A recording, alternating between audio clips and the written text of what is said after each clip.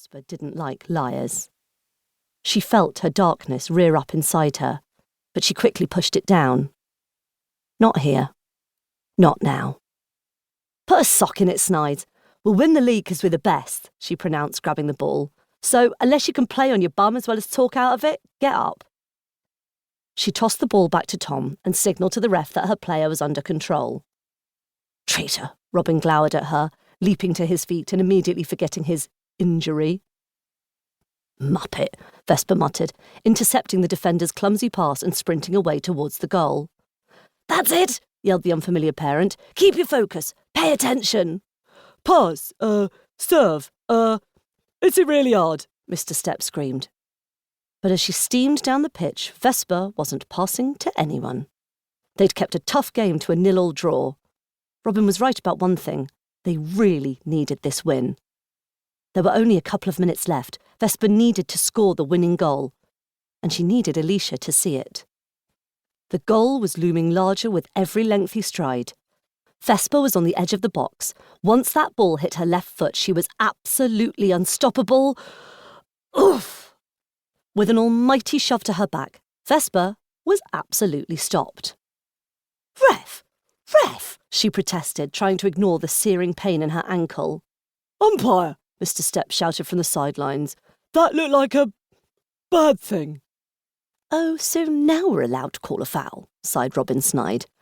But Vesper didn't have time to deal with him. There were bigger things at stake. Come on, ref, Vesper insisted, her ankle now on fire. He brought me down from behind, in the box. Stone cold penalty. Thank you, number 9, I'm aware of the rules, the ref answered, bringing her whistle to her mouth. Tom Stone blew Vesper a sarcastic kiss. Vesper could feel the darkness fester again as her fists clenched at the ground. She'd played fair and done the right thing, and this was how Stone repaid her. The darkness formed shadowy images of all the things she'd like to do to this lying, cheating... Ref! The parent screamed. Where are your glasses? Which game are you watching? Vesper gripped the grass, breathing through both the pain and the urge to go and teach Tom Stone a lesson he'd not forget. But she knew she couldn't let the darkness out. Not here. Not anywhere. Vesper struggled to her feet, making sure she didn't wince at the throbbing in her ankle. She could feel Alicia Carr's eyes on her. Injured players were weak, and Vesper needed Alicia to know how strong she was. The rest of her team were crowding the ref now, appealing for the penalty. Vesper kept her voice out of it. She didn't want the scout to see her argue with the ref, and she didn't trust what she might say if she did. Batting away the protesting players, the ref finally blew her whistle and pointed to the penalty spot. Yes, Vesper celebrated, grabbing up the ball. Penalties were her speciality. She was ice cold. She was unbeatable. She was... You're injured, whispered a voice in her left ear. It was her teammate, Rishmi. Vesper didn't really have friends on the team, or anywhere else for that matter. She didn't understand friendship, and it didn't seem to understand her.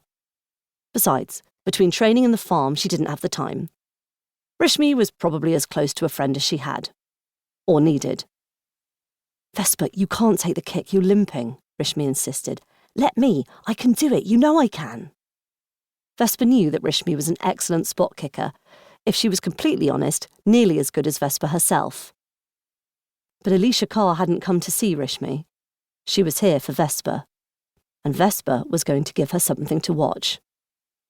I'm fine, she insisted, carefully placing the ball on the spot. I've got this. You sure? Whispered Rishmi. I honestly think... Well, I'm honestly the captain, so it's my call, Vesper snapped. So if you don't mind... Rishmi reluctantly retreated. Vesper turned the ball 3 times. Not for luck. She didn't need luck. But it couldn't hurt. Come on, Vesper, Mr. Stepp yelled encouragingly. Make it an ace. Focus, shouted the parent unhelpfully. You have to focus. Vesper quickly scanned the small crowd of parents to see if her dad was there. He hadn't made a game all season. She understood how busy he was, especially at weekends. He promised he'd try today, though. But Dad wasn't there. Again. Vesper refocused and eyeballed the goalie, who was rocking in a squat, searching